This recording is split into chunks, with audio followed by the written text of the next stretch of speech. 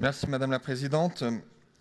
Effectivement, l'ensemble des budgets pour 2022 représente un total de plus de 403 millions d'euros, qui montre d'abord la robustesse et la résilience de notre tissu économique local, avec des ressources, plus 4%, qui, malgré la crise Covid, restent bien orientées et nous permettent de mettre en œuvre le projet politique du mandat. Ce projet, ça vient d'être dit par la Présidente, est d'abord lié au PCAET et à Imagine le Grand Annecy, tel que transcrit dans le PPI qui a été présenté au dernier Conseil. Le budget 2022, avec un total de presque 112 millions d'euros d'investissement, tout budget confondu, marque une accélération des investissements pour répondre aux besoins du territoire sur tous les secteurs géographiques et dans l'ensemble de nos compétences, en accord avec le PPI. C'est un budget qui imprime aussi les nouvelles orientations voulues pour ce mandat, avec la création de 9 autorisations de programme que nous verrons tout à l'heure, en grande partie liées au PCAET. Ce budget 2022 poursuit également l'investissement en ressources humaines nécessaire à la mise en œuvre de nos projets dans le cadre du plan triennal voulu par le Conseil d'agglomération. Alors c'est vrai, ce budget nous a conduit, pour respecter nos engagements, à des hausses assez importantes de subventions et de participation. D'abord, la hausse de la participation à la CIBRAC qui oblige à un versement du budget principal d'une subvention de 1,9 million d'euros au budget annexe des transports. La hausse de la subvention au CIAS de plus 1 million d'euros nécessaire cette année. La mise en route de la pépinière de Saint-Joriot et le besoin de subventions en hausse sur le budget de pépinière pour 300 000 euros. Et la couverture, pour finir, du déficit d'exploitation du Semnoz pour 200 000 euros supplémentaires viennent peser fortement sur la capacité d'autofinancement du budget principal. Je vous propose de commencer donc par ce budget principal avec les recettes. On vous a fait une présentation un peu plus synthétique que ce que vous avez, mais évidemment, je serai disponible pour répondre aux questions qu'il y aurait plus en détail. Vous avez ici les grandes fonctions de recettes de fonctionnement sur notre budget principal, avec des recettes de fiscalité qui sont orientées à la hausse à plus 3,75% pour 2022, avec notamment la revalorisation des bases physiques pour la taxe foncière, la taxe d'enlèvement des ordures ménagères et la taxe d'habitation des résidences secondaires. Vous avez, la présidente l'a dit, la baisse assez significative de 5,72% pour la CVAE liée à la crise sanitaire, puisqu'effectivement on touche la valeur ajoutée qui a été produite fin 2020, début 2021, donc en plein creux de la crise. Et encore, je vous rappelle que le PIB national a chuté de plus de 10%, donc on voit qu'on a un territoire là aussi qui a plutôt bien résisté. Les dotations et participations sont stables. Les produits des services sont en hausse de 17%, mais c'est lié à le remboursement par le CIAS de la prime Ségur qu'on lui reverse par ailleurs, donc c'est un effet boîte aux lettres tout simplement. Les autres produits de gestion courante sont en baisse de 28%, tout simplement parce que l'année dernière, nous avions touché un loyer qui, évidemment, n'est pas redondant cette année, un loyer canon, donc qui a été touché en une seule fois.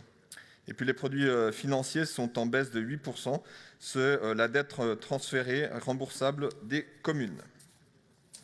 Alors toutes ces recettes de fonctionnement qui pour un total de plus 4%, ce qui est une hausse, je vous le dis quand je discute avec les collègues d'autres territoires ailleurs en France qui nous est largement envié puisqu'on est plutôt sur des budgets qui aujourd'hui frôlent les zéros, voire moins quelque chose en termes de recettes. Nous, on a la chance d'avoir encore plus 4%. Nous permettent des dépenses de fonctionnement telles que décrites ici avec un chapitre des charges à caractère général en hausse de 22%. Donc c'est la progression des capacités d'action. Vous savez qu'on a embauché un certain nombre de collaborateurs, donc forcément ça génère des charges à caractère général supplémentaires. Mais ce qui plombe, entre guillemets, un peu ce chapitre, ce sont les honoraires. Pourtant, on a beaucoup travaillé ensemble, notamment sur les honoraires et les études, pour les réduire au strict minimum. On a aussi des contrats de prestation de services qui sont en forte hausse, les locations immobilières et les charges de copropriété qui augmentent, là aussi avec le fait qu'on ait plusieurs lieux de, de résidence, entre guillemets, pour notre agglomération aujourd'hui, avec au niveau de l'avenue des Îles, de la rue des Hirondelles, et puis du troisième bâtiment qui a été mis en service aussi cette année. Les frais de personnel sont en hausse de 13% sur le budget principal. Vous avez plusieurs impacts. D'abord, l'impact GVT pour 930 000 euros. Donc, c'est glissement, vieillesse, technicité. C'est tout simplement les avancements d'échelons et de grades. La création de postes pour 2022, donc 20 postes prévus au budget pour une enveloppe prévisionnelle de 600 000 euros, comme l'année dernière, ce qui engage déjà 1,5 million. Ensuite, on a des enjeux sur la politique RH qui vous sont détaillés dans la note pour 767 000 euros. On a l'impact en année pleine des créations de postes 2021 où on avait aussi inscrit 600 000 euros, mais bien sûr, les postes ont été créés au fur et à mesure de l'année. Donc maintenant, ils sont tous là, donc il va falloir les payer en année pleine. Donc il faut rajouter 860 000 euros par rapport aux 600 000 du départ. Et puis un montant sur les restructurations pour permettre des repas en EHPAD, notamment avec l'EPI2A, pour 390 000 euros. Les charges exceptionnelles sont certes en baisse de 30%. Elles comprennent principalement donc les fameux transferts au budget annexe, notamment le transfert au budget des transports pour 1 968 000 euros dont je vous parlais tout à l'heure. C'est lui qui fait la forte baisse de 30%, puisque l'année dernière, je vous rappelle qu'on avait touché une avance remboursable par l'État pour 4 millions d'euros, qui du coup fausse un tout petit peu les comparatifs d'une année sur l'autre. Le budget pépinière est lui aussi en hausse, je l'ai dit tout à l'heure, avec l'ouverture partielle de Saint-Joriot, donc 1,439 millions d'euros nécessaires pour équilibrer ce budget contre 1,13 l'année dernière. Et puis le budget SEMNOS, avec la saison difficile qu'on a connue, nous oblige là aussi pour éponger les déficits à une augmentation de 210 000 euros supplémentaires. Ce qui nous permet donc de faire un virement à la section d'investissement de 706 000 euros. La section d'investissement, donc vous avez ici listé les principaux investissements prévus pour l'année 2022. Donc la réfection du viaduc de l'avenue du Rhône, c'est le début des études pour 440 000 euros. Altaïs, 615 000 euros. Une enveloppe pour la signalisation, 550 000 euros. Déviation de Poisy, pour finir de payer la déviation, 650 000 euros. Les projets ferroviaires, là aussi, sur les études du doublement, 1 475 000 euros. Le contournement routier qui se poursuit, et donc le département devrait nous appeler des fonds pour 5 millions d'euros. Là, le sportif du Bray, avec les contentieux qui sont en cours, 800 000 euros. La rénovation de la Villa Romaine qui est en cours pour 2 millions d'euros. La politique cyclable, on vous propose d'inscrire 5,6 millions d'euros. Sur le logement social, conformément au PPI, on augmente l'enveloppe passant de 3 millions à 3,6 millions pour donner plus de moyens. Les travaux à la cour, 1 million d'euros.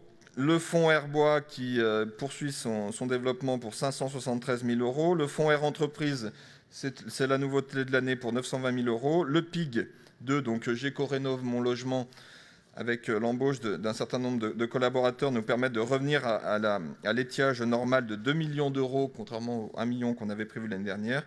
Et puis, on lancera aussi une AP tout à l'heure sur l'acquisition de foncier en vue avec l'agriculture, le maraîchage, l'habitat et l'économie, doté pour cette année de 1,7 million d'euros.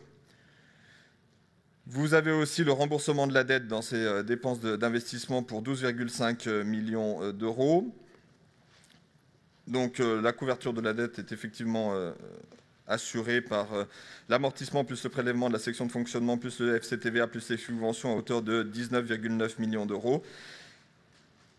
Mais pour équilibrer tous ces engagements d'investissement, on inscrit un emprunt prévisionnel de 32,48 millions d'euros, ce qui signifie, comme l'a dit la présidente, si on réalise 100% évidemment de ces investissements, un endettement nouveau de 20 millions d'euros. Voilà pour ce qui est des grandes lignes de ce budget principal. Je ne voulais pas forcément rentrer dans l'ensemble des détails, mais bien sûr, je suis à votre disposition s'il y a des questions, remarques, observations.